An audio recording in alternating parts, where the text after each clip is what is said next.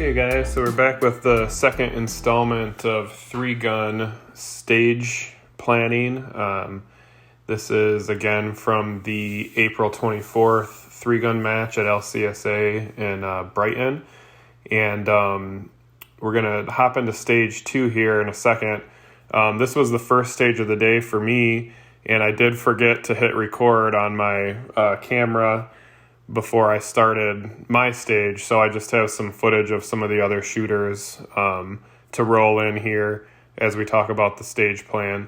And so we'll go ahead and do that, and you can see some other people run instead of having the first person view, which is probably helpful anyway. So maybe with future videos I'll add those in here and there to just see kind of, instead of a first person view, get to see the stage kind of overall and watch people move and manipulate the weapons and kind of talk about what they did and what they did differently than me and maybe some of the reasoning behind that. So let's go ahead and pull up the diagram for stage 2 and we'll get started from there. All right, so here's the two bays of stage 2. The one on the left is where we start, and the one on the right is where we finish.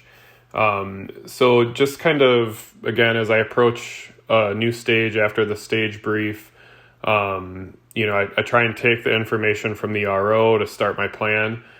Basically, here we had to start in the shooting box number 1 on the left-hand side, and then we couldn't pass the firm lines there on the left and right of the orange walls on the left side to hit the other plates. You could shoot in any order, but we started with a shotgun in hand at box number 1. I believe we were required to shoot shotgun. Sometimes, with all the steel plates there, you could shoot shotgun or pistol.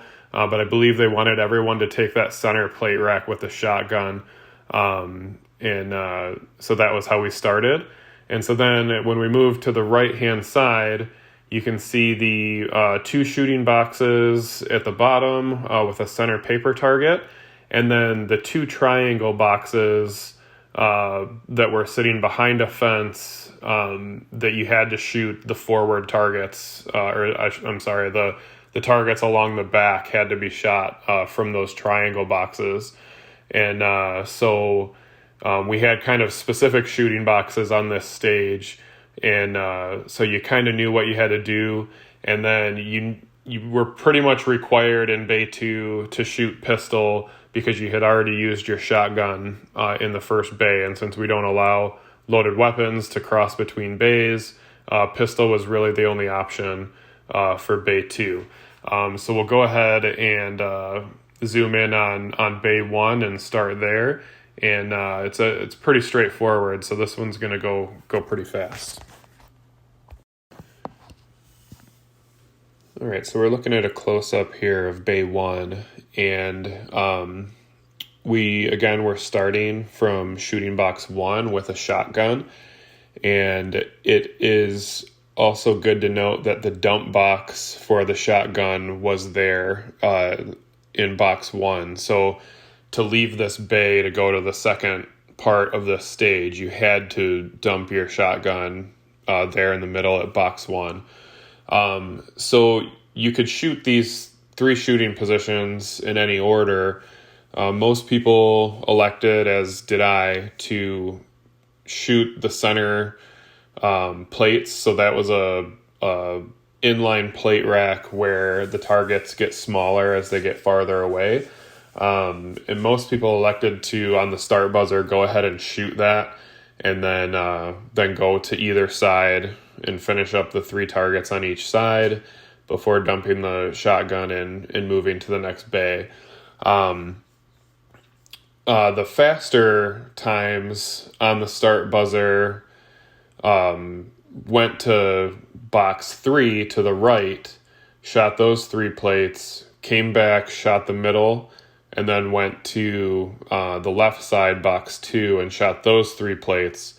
And then as they came off to the right to go to the next bay, they dump their shotgun on the run. And I think in hindsight, that was the better way to go, because you carried a little momentum running sideways and just being able to kind of drop the shotgun on the move, as opposed to finishing on the right side and having to kind of backpedal to dump the shotgun in the middle and then go back to the right, off to the second bay.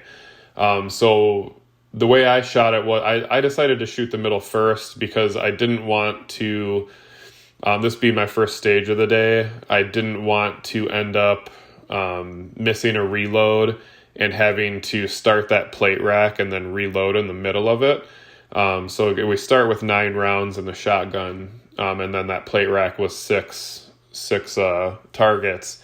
So just because I was trying to feel out how I was shooting for the day, I wanted to go ahead and shoot that plate rack while I knew I had enough rounds to get through it, and then hit a reload, just a load 4 as I moved to box 2 to shoot those 3, and then ran over to box 3 to shoot the last 3 targets. And then I did have to backpedal to the center box there to dump my shotgun before I ran to the next bay.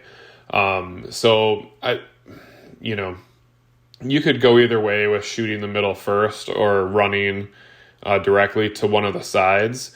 I think you could make a case for either one of those because of the reload factor. But I should have done, regardless of whether I shot the middle first, I should have went to box 3 first and then shot box 2 last. That would have been the right move, just to get that momentum into the dump box and running off to the right to the next bay. That probably would have been the way to go, as opposed to having to backpedal to dump the gun. And you'll see with the live footage here of one of the other shooters that he did the same course of fire that I did. He went in the same order that I did, and you can see how awkward his shotgun dump is, trying to back up and not break 180 and get the gun into the box before running over. So to me, that's the one thing I would have changed. I ran this clean 1 for 1, which was good. I mean, they're all easy shots, so there's no reason not to go 1 for 1. But yeah, so again, the way I shot it was on the start signal, I shot the 6 targets in the inline plate rack. Then I did a load 4 on my way to box 2 to hit the 3 poppers. And then because I was 1 for 1 at that point, I just ran hard over to box 3, hit those plates, so I never had to load more than just the 4. And then went to the dump box and then ran over to bay 2, and that was how I did it. So again, a quick mistake, I think, in the order in which I shot them. But overall, it was a clean first bay. So let's hop over to the second bay, and it's another fairly straightforward one.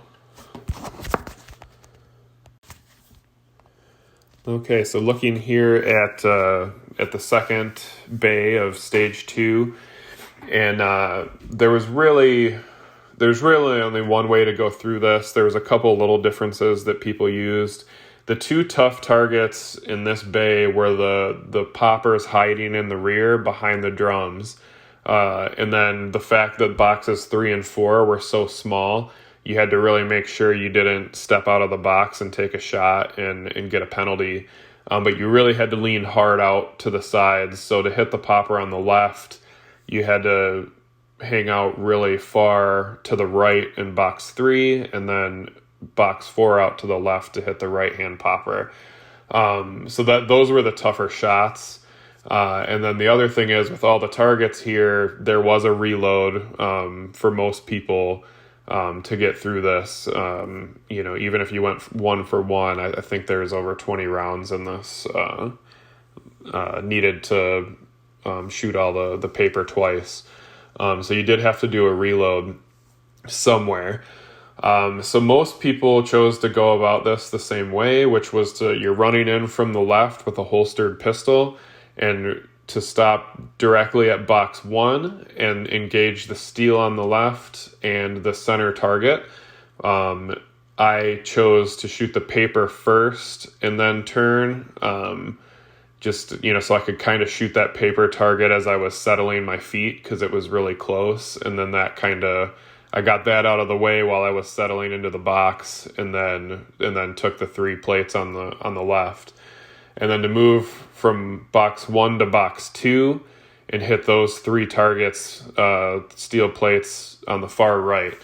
That was basically the only way to do that. You couldn't see any of the other targets from there, so that was kind of the order you had to take it. So then from there, moved to box 3. I did a reload in between 2 and 3, and then you engage basically diagonally. If you're standing in 3, hit the paper target hiding behind the wall on the left, and then the popper hiding behind the drum on the left, and then worked across the paper that was down the middle, and then stepped around and over to shooting box 4 to hit the paper hiding on the right and the popper hiding on the back right. When I stepped into box 3, I hit the popper and went across the paper targets and forgot the target behind the wall. So I moved to box 4 to shoot the other paper and popper, and realized what I did and had to step back into 3 to be able to hit that last paper target. But that wasn't a planning mistake. That was just forgetting about that target as I, got into the stage and was moving around. So luckily I remembered to step back over, added a couple seconds to step back over to box 3 and hit it. But it, overall no penalties, and I ran this stage clean other than that. A fairly simple stage here, not a ton to plan. I think, the order to hit the boxes on the left-hand side, I could have done a little bit better, but I think that even that was negligible. It's just how much faster I could have been moving to the next bay is really what that affected. And then on this side, I just forgot one of the targets temporarily and had to double back to it. But other than that, I ran it really nice. I wish I had it on camera, because I ran double taps across the paper pretty fast and clean. So I would have liked to have seen how that looked on camera. But I think I was a second or 2 off the pace for the group. So for being the first stage of the day, I was happy with that. But yeah, so this one's pretty simple.